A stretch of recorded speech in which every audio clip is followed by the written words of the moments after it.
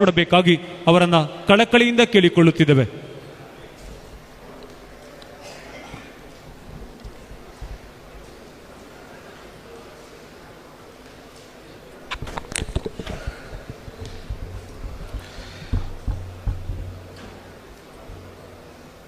ಗೌರವಾನ್ವಿತ ಸಹಕಾರಿ ಬಂಧುಗಳೇ, ಅಷ್ಟಮಠದ ನಾಡು ಉಡುಪಿಯ ಶ್ರೀಕೃಷ್ಣ ಹಾಗೂ ಸಾಲಿಗ್ರಾಮದ ಆಂಜನೇಯ ಹಾಗೂ ಗುರು ನರಸಿಂಹ ಸ್ವಾಮಿಯ ದೇವರಲ್ಲಿ ಪ್ರಾರ್ಥನೆ ಮಾಡುತ್ತಾ, ಸೌಹಾರ್ದ ಸಹಕಾರಿ ಕಾಯ್ದೆಯ ಬೆಳ್ಳಿ ಹಬ್ಬದ ಈ ಶುಭ ಸಂದರ್ಭದಲ್ಲಿ ನೀವೆಲ್ಲ ನೆರೆದಿದ್ದೀರಿ. ಅನೇಕ ಹಿರಿಯ ಗಣ್ಯರು, ರಾಜಕೀಯ ನಾಯಕರು ತಮ್ಮ ಅಭಿಪ್ರಾಯಗಳನ್ನು ತಿಳಿಸಿದ್ದಾರೆ. ಹಾಗೂ ಈ ಕ್ಷೇತ್ರದಲ್ಲಿ ಸಾಧನೆ ಮಾಡಿದಂತಹ ಗಣ್ಯರನ್ನು ನಾವು ಸನ್ಮಾನವೂ ಕೂಡ ಮಾಡಿದ್ದೇವೆ.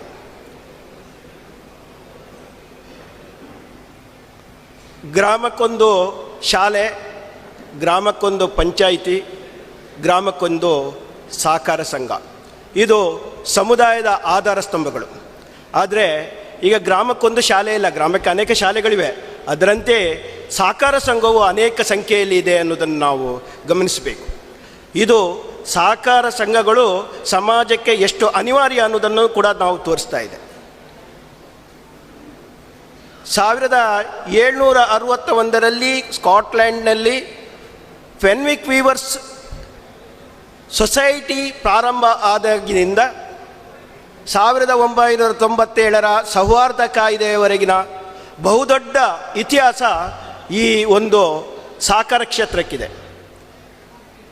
ಬ್ರಿಟನ್ ಗ್ರಾಹಕರ ಸಹಕಾರ ಸಂಘಕ್ಕೆ ನಾಂದಿ ಹಾಡಿದರೆ, ಜರ್ಮನಿ ಕೃಷಿ, ಪತ್ತಿನ ಮತ್ತು ಪಟ್ಟಣ ಸಹಕಾರ ಸಂಘಕ್ಕೆ ಭದ್ರ ಬುನಾದಿಯನ್ನು ಹಾಕಿತು. ಹಾಗೆಯೇ ನಮ್ಮ ದೇಶದಲ್ಲಿ 1901ರಲ್ಲಿ ಈ ಬಗ್ಗೆ ಅಖಿಲ ಭಾರತ ಸಹಕಾರ ಕಾಯ್ದೆ ಜಾರಿಗೆ ಬಂತು. ಅಂದಿನ ಮದ್ರಾಸ್ ಸರ್ಕಾರ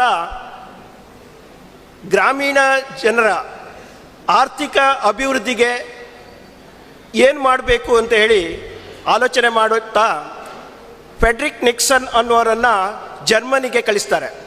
ಸಹಕಾರದ ಅಧ್ಯಯನವನ್ನು ನಡೆಸಿ ಬಂದಂಥ ಫೆಡ್ರಿಕ್ ನಿಕ್ಸನ್ನು ಗ್ರಾಮೀಣಾಭಿವೃದ್ಧಿಗೆ ಸಹಕಾರದಿಂದ ಪೂರಕ ವ್ಯವಸ್ಥೆ ಬೇರೊಂದಿಲ್ಲ ಅನ್ನುವಂಥ ಒಂದು ಮಹತ್ವದ ವರದಿಯನ್ನು ಅಂದಿನ ಬ್ರಿಟಿಷ್ ಸರ್ಕಾರಕ್ಕೆ ನೀಡಿರ್ತಾರೆ. ಈ ವರದಿಯಂತೆ 1901ರಲ್ಲಿ ಮೊದಲ ಕಾಯ್ದೆ ಬರ್ತದೆ. ಅದೇ ಥರ 1904ರಲ್ಲಿ ಬಂಗಾಳದಲ್ಲೂ ಒಂದು ಸಾಲ ವಿತರಣಾ ಸಹಕಾರ ಸಂಘ ಸ್ಥಾಪನೆ ಆಯಿತು. ಅದು ಸ್ಥಾಪನೆಯಾಗಿರೋದು ಬಂಗಾಳ ಸರ್ಕಾರದ ಒಂದು ಸಹಾಯದಿಂದ ಮತ್ತು ಪ್ರೋತ್ಸಾಹದಿಂದ. ಆದರೆ 1905ರಲ್ಲಿ ಕರ್ನಾಟಕದ ಈಗಿನ ಗದಗಿನ ಕಡಗಿನ ಹಾಳದಲ್ಲಿ ಶ್ರೀ ರಾಮನಗೌಡ ಪಾಟೀಲರು ತನ್ನ 12 ಜನ ಸದಸ್ಯರೊಂದಿಗೆ 2,000 ರು ಬಂಡವಾಳದಲ್ಲಿ ಮಾಡಿದಂಥ ಕೃಷಿ ಪತ್ತಿನ ಸಹಕಾರ ಸಂಘ ದೇಶದಲ್ಲೇ ಮೊದಲ ಸಹಕಾರ ಸಂಘ. ಈ ಸಹಕಾರ ಸಂಘ ನಮ್ಮ ಕರ್ನಾಟಕದವರೇ ಸ್ಥಾಪಿಸಿರುವುದು ನಮಗೆಲ್ಲ ಹೆಗ್ಗಳಿಕೆ ಮತ್ತು ಕನ್ನಡಿಗರಾದ ನಮ್ಮ ಹೆಮ್ಮೆಯ ವಿಷಯವೂ ಹೌದು. ಅವರನ್ನು ಸಹಕಾರ ಕ್ಷೇತ್ರದ ಪಿತಾಮಹ ಅಂತ ಹೇಳಿ ನಾವು ಕರೀತೇವೆ. ವಿದೇಶಗಳಲ್ಲಿ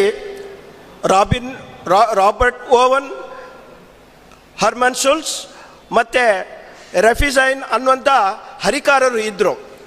ಜರ್ಮನಿ ಮತ್ತು ಇಂಗ್ಲೆಂಡಲ್ಲಿ ಮೊದಲೇ ಸಹಕಾರ ಕ್ಷೇತ್ರ ಪ್ರಾರಂಭ ಆಗಿದ್ರೂ ಭಾರತದಲ್ಲಿ ಸಹಕಾರ ಕ್ಷೇತ್ರ ಪ್ರಾರಂಭವಾಗಿದ್ದು ನಮ್ಮ ಕರ್ನಾಟಕದಿಂದ ಪ್ರಾರಂಭವಾಗಿರುವುದು ಭಾಳ ಹೆಗ್ಗಳಿಕೆಯ ವಿಷಯ.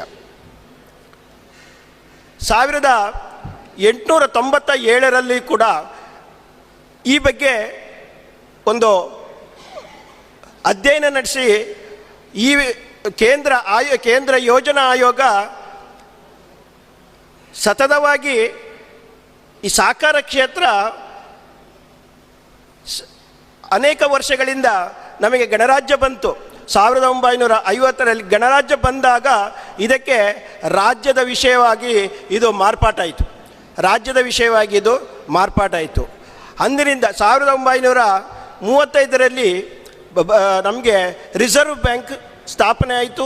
ರಿಸರ್ವ್ ಬ್ಯಾಂಕು ಈ ಸಹಕಾರ ಸಂಘಗಳಿಗೆ ಈ ಹಣಕಾಸು ಪೂರೈಸುವಂಥ ಒಂದು ವಿಧಿಯನ್ನು ಜಾರಿಗೆ ತರಲಾಯಿತು. ಈ ಜವಾಬ್ದಾರಿಯನ್ನು ರಿಸರ್ವ್ ಬ್ಯಾಂಕಿಗೆ ವಹಿಸಲಾಯಿತು. ಈಗ ಕೆಲಸವನ್ನು ನಬಾರ್ಡ್ ಮಾಡ್ತಾ ಇದೆ. ಈ ಸ್ವಾತಂತ್ರ್ಯ ನಮ್ಮ ದೇಶದಲ್ಲಿ ಆದ ಎರಡು ಮಹತ್ವದ ಚಳವಳಿಗಳು ಅಂದರೆ ಒಂದು ಸ್ವಾತಂತ್ರ್ಯ ಚಳವಳಿ, ಇನ್ನೊಂದು ಸಹಕಾರ ಚಳವಳಿ. ಸ್ವಾತಂತ್ರ್ಯ ಚಳವಳಿ ಮತ್ತು ಸಹಕಾರ ಚಳವಳಿ.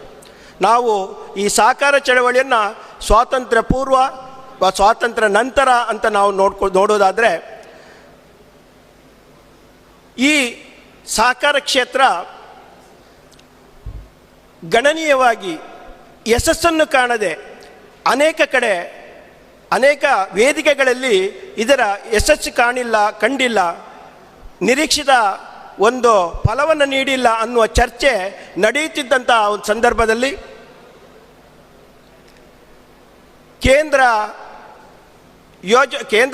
ಕೇಂದ್ರ ಸರ್ಕಾರ ಒಂದು ಅರ್ಧನಾರೀಶ್ವರನ್ ಅವರ ಅಧ್ಯಕ್ಷತೆಯಲ್ಲಿ ಒಂದು ಸಮಿತಿಯನ್ನು ರಚನೆ ಮಾಡ್ತಿದೆ.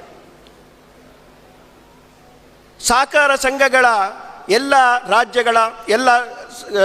ರಾಜ್ಯಗಳಲ್ಲಿ ಚಲಾವಣೆಯಲ್ಲಿದ್ದಂಥ ಸಹಕಾರ ಸಂಘಗಳನ್ನು ಅಧ್ಯಯನ ಮಾಡಿ ಒಂದು ಮಹತ್ವದ ಒಂದು ವರದಿಯನ್ನು ಅದು ಕೇಂದ್ರ ಸರ್ಕಾರಕ್ಕೆ ಆ ಸಮಿತಿ ನೀಡ್ತದೆ.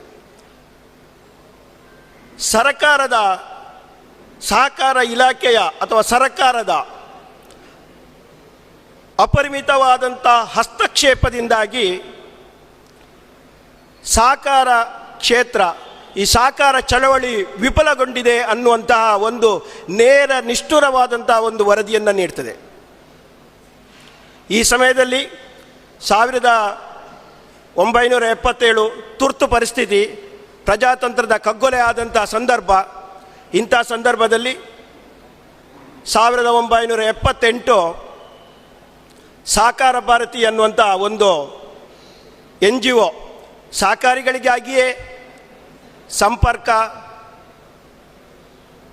ಮತ್ತು ಸಮರ್ಪಣೆ ಸೇವೆ ಅನ್ನುವಂಥ ಒಂದು ಬದ್ಧತೆಯ ಮುಖಾಂತರ ಒಂದು ಸ್ಥಾಪನೆ ಆಯಿತು.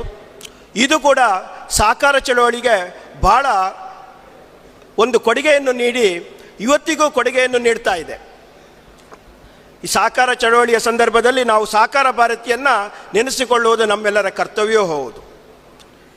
ಏಕೆಂದರೆ ಸಹಕಾರ ತತ್ವಗಳ ಬಗ್ಗೆ ಆಗಲಿ, ಸಹಕಾರಿಗಳಲ್ಲಿ ಸಂಘಟನೆಯನ್ನು ಮೂಡಿಸುವ ಬಗೆ ಆಗಲಿ, ಅದು ಮಾಡಿದ ಕೆಲಸಗಳನ್ನು ನಾವು ಸ್ಮರಿಸಬೇಕಾದ್ದು ನಮ್ಮೆಲ್ಲರ ಕರ್ತವ್ಯ. ಹೀಗೆ 1991ರಲ್ಲಿ ಅಂದಿನ ಹಣಕಾಸು ಸಚಿವರು ಆದ ದಿವಂಗತ ಡಾಕ್ಟರ್ ಮನಮೋಹನ್ ಸಿಂಗ್ ಅವರು ಖಾಸಗೀಕರಣ, ಉದಾರೀಕರಣ, ಜಾಗತೀಕರಣ ನೀತಿ ಅಂತ ಒಂದು ಹೊಸ ಆರ್ಥಿಕ ನೀತಿಯನ್ನು ಈ ದೇಶದಲ್ಲಿ ಜಾರಿಗೆ ತರ್ತಾರೆ. ಈ ಹೊಸ ಆರ್ಥಿಕ ನೀತಿಯಿಂದಾಗಿ ಸಮಾಜದಲ್ಲಿ ಮತ್ತು ಈ ಆರ್ಥಿಕ ಕ್ಷೇತ್ರದಲ್ಲಿ ವ್ಯತ್ಯಾಸಗಳು ಆಗುತ್ತೆ ಮತ್ತು ಸವಾಲುಗಳು ಬರುತ್ತೆ. ಇಂಥ ಸವಾಲುಗಳನ್ನು ಎದುರಿಸುವ ಒಂದು ಉದ್ದೇಶ ಮತ್ತು ಸದಸ್ಯರೇ ಸ್ವತಂತ್ರವಾಗಿ ಮುಕ್ತ ವಾತಾವರಣದಲ್ಲಿ ಆರ್ಥಿಕ ಚಟುವಟಿಕೆ ನಡೆಸುವಂತಹ ಒಂದು ಮಾದರಿ ಕಾಯ್ದೆಯ ಅಗತ್ಯವನ್ನು ಅಂದಿನ ಕೇಂದ್ರ ಯೋಜನಾ ಆಯೋಗವು ಮನಗೊಂಡು ತನ್ನ ಗ್ರಾಮೀಣಾಭಿವೃದ್ಧಿ ಮತ್ತು ಉದ್ಯೋಗಾಭಿವೃದ್ಧಿ ಯೋಜನೆಗೆ ಯಶಸ್ಸನ್ನು ತಂದುಕೊಡಲು ಸಹಕಾರಿ ಯೋಜನೆ, ಈ ಸಹಕಾರ ರಂಗ ಮಾತ್ರ ಸಾಧ್ಯ ಅನ್ನುವಂಥ ದೃಷ್ಟಿಯಿಂದ ಶ್ರೀ ಚೌಧರಿ ಬ್ರಹ್ಮಪ್ರಕಾಶ್ ಅವರ ಅಧ್ಯಕ್ಷತೆಯಲ್ಲಿ ಒಂದು ಸಮಿತಿಯನ್ನು ನೇಮಿಸಿತು. ಈ ಸಮಿತಿ ದೇಶದ ಎಲ್ಲ ರಾಜ್ಯಗಳಲ್ಲೂ ಇರುವಂಥ ಸಹಕಾರ ರಂಗದಲ್ಲಿ ಅಧ್ಯಯನ ನಡೆಸಿ ಒಂದು ವರದಿಯನ್ನು ನೀಡುತ್ತದೆ. ಈ ವರದಿಯ ಪ್ರಕಾರ ಈ ವರದಿಯಂತೆ ಈಗ ನಮಗೆ ಲಭ್ಯವಿರುವಂಥ ಈ ಮಾದರಿ ಕಾಯ್ದೆ, ಲಿಬರಲ್ ಕಾಯ್ದೆ ನಮಗೆ ಬರಲಿಕ್ಕೆ ಕಾರಣ ಆಯಿತು. ಈ ಕಾಯ್ದೆಯ ಆಶಯ ಏನಂದರೆ, ಸ್ವತಂತ್ರವಾಗಿ ಸ್ವಾಯತ್ತತೆಯಿಂದ ಸ್ವಯಂ ನಿಯಂತ್ರಣದ ಮುಖಾಂತರ ಮುಕ್ತ ವಾತಾವರಣದಲ್ಲಿ ಸದಸ್ಯರು ತಮ್ಮ ಸಹಕಾರ ಸಂಘಗಳ ಚಟುವಟಿಕೆಗಳನ್ನು ನಡೆಸುವಂತಹದ್ದು. ಅಲ್ಲಿಗೆ ನಮ್ಮ 1997ರ ಈ ಕಾಯ್ದೆ 2001ರಲ್ಲಿ ನಮ್ಮ ಕರ್ನಾಟಕದಲ್ಲಿ ಕರ್ನಾಟಕ ಸೌಹಾರ್ದ ಸಹಕಾರಿ ಕಾಯ್ದೆ ಮತ್ತು 2004ರಲ್ಲಿ ನಿಯಮಗಳು ಎಲ್ಲ ಬಂದು ಇವತ್ತಿಗೆ ನಾವು ಬೆಳ್ಳಿ ಹಬ್ಬದ ಈ ಹೊಸ್ತಿಲಲ್ಲಿ ಇದ್ದೇವೆ. 24 ವರ್ಷಗಳನ್ನು ಮುಗಿಸಿ ಬೆಳ್ಳಿ ಹಬ್ಬದ ಈ ಸಂಭ್ರಮವನ್ನಕ್ಕೆ ನಾವೆಲ್ಲ ಸೇರಿದಂಥ ಒಂದು ಸಂದರ್ಭ.